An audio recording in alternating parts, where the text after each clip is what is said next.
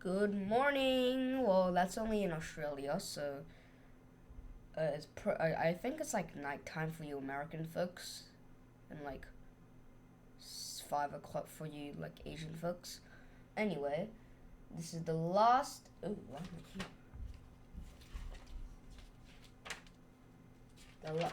As I was saying, the last episode for the D-Day series. So woohoo! Last episode. I think it's number 6. I think. So 1, 2, 3, 4, 5, and 6. Yep, number 6. It's number 6. So I'm pretty sure. Yep, number 6. So air attack. Flip. Okay. Today's not really going so well, isn't it? So, air attack on D-Day. This is the air campaigns over D-Day. So let's get into it. The Allied naval armada slipped out of port across the English Channel to Normandy. Allied air commanders were preparing the final stages of the air campaign to isolate the German units defending the beaches. This indication campaign began in earnest in March with the sympathetic effort to put the entire French railway network from Normandy to the French-German border out of action. The heavies of Royal Air Force Command and it was the 8th Air Force, U.S. 8th Air Force were ordered by the Allied Supreme Commander Dwight D. Eisenhower, I think I got that correct, to join this effort. Nothing was to be left to chance ahead of D-Day. Hundreds of sorties were launched daily to smash the French railways. I'm sorry, I just woke up this morning. Marshalling and repair yards were hit first to create choke points. Then bridges across northwest France were targeted. The heavy bombers went in first, hitting large area targets. Then the medium bombers struck to stop repair crews getting to work. At the same time, fighter bombers struck any trains that ventured out in daylight, blocking tracks and causing bottlenecks. Eisenhower was still keen to keep the Germans guessing about where the invasion would take place.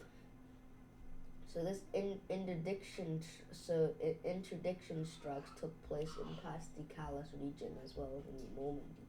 By early May, this bombing campaign was crippling German logistics across France with only 32 supply trains a day instead of the required 100. Yeah. So they need 100, but like less than a quarter of that.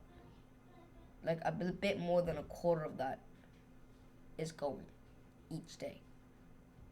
So that's not good. Like, seriously. Making it to Paris region from Germany. 15 major marshalling yards and 40 repair depots have been devastated, and it was expected to take weeks to get them up and running. Alright, I don't think you might understand, but weeks, that doesn't sound that bad, but it will get bad if Allies are doing daily strikes. So let's just say it takes 3 weeks to repair a supply depot, and the Allies are doing strikes daily. That's not really a good match. It doesn't matter if you fix it on week 3. There's already like 15 depots still that have already been devastated, destroyed, whatever. So, yeah. Allied strikes had destroyed 430 locomotives. Wow. 4,500 trains were stuck in the wrong place around France due to rail like broken stuff. Now they're trained that they go in a different direction and end up going to, I don't know, like Vichy, France instead of Normandy. So like, damn. Towards the end of May, the U.S. 9th Air Force started to target 24 bridges across the River Seine, which were vital for trains and supply trucks to reach Normandy, destroying 18 and badly damaging 3 more across northern France.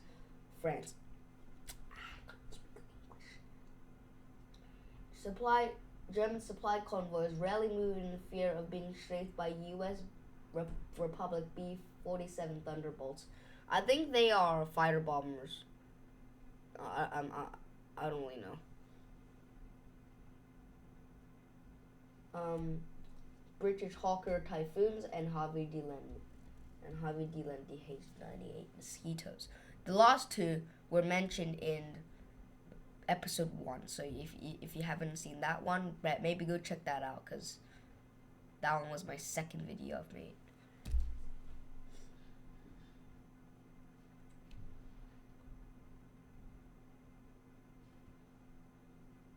As the invasion fleet set sail during June 5th, Air Marshal Sir Trafford Leigh-Marley's airmen set in train to the final phase of Operation Fortitude, the Allied deception campaign to convince the Germans the invasion was heading to the Pas de Calais, aka the Straits of Dover.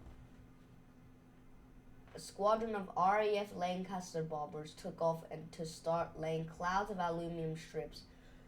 I don't know how to. I still don't know how to say that. Come on, please let me know how to say them in the comments. I'm not sure if I've said that last video or not.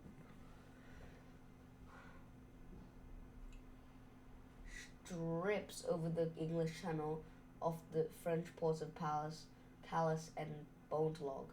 These created a giant radar reflection that German radar operators thought was an invasion fleet. As darkness fell over, other RAF aircraft headed over northern France, dropping hundreds of mannequins of paratroopers to spread panic and confusion. So, what that means is that they dropped mannequins that was supposed to be paratroopers to cause panic and confusion. So they think that the invasion is starting now, but it isn't, persuading the Germans that airborne landings were underway across the Regency. The final element in the build-up for the invasion was to alert the fighters of the French resistance to ready begin sabotage attacks on German lines of communication. At 9:15 p.m. on June 5th, the French service of BBC broadcast 10 minutes of coded messages and concluded the message saying the resistance should stand by to receive instructions of great importance from General Eisenhower in Field Marshal Erwin Rommel's headquarters. This message prompted the alert to be issued. Ordering all the troops of the German 15th Army in the Pas de Calais to be ready for action. Operation Fortitude had been a complete success. Baby! So, picture time. First, we've got Australian and New Zealand mosquito crews demonstrating their precision attack capability during Operation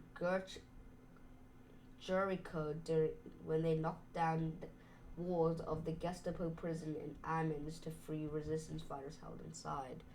So, what that's saying is these are the mosquitoes. They knocked down this wall and then the resistance fighters started streaming out.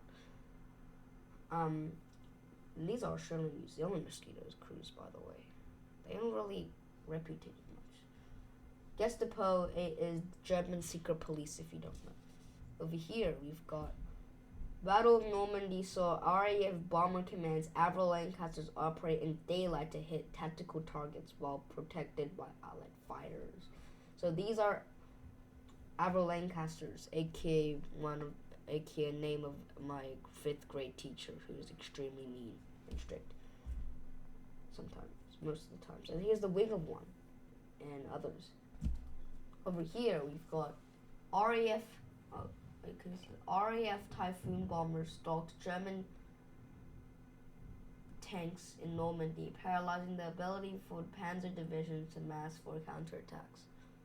So like, RAF Typhoons were patrolling this area, deploying rockets and destroying a bunch of panzers. RAF Lancaster dropped huge clouds of aluminum strips, please help me say that, dubbed Window, on the morning of June 6, 1944, to deceive the Germans into thinking the Allied invasion fleet was headed into the Straits of Dover, not Normandy. So, Lancaster dropping a bunch of strips. And over here, Air Marshal Sir Trafford Lead Mallory briefs his air commanders during the countdown to D-Day. So that's Mallory, and that's his air commanders sitting here. And that's all we've got for today. Please consider liking and subscribing, because I have to sacrifice my study time to do this. And hit that notification bell so you don't miss any other videos. So bye bye, and this is just letting you know again, this is the last video. Last video series, video for this series of D-Day. So I'll see you in the next one. See ya.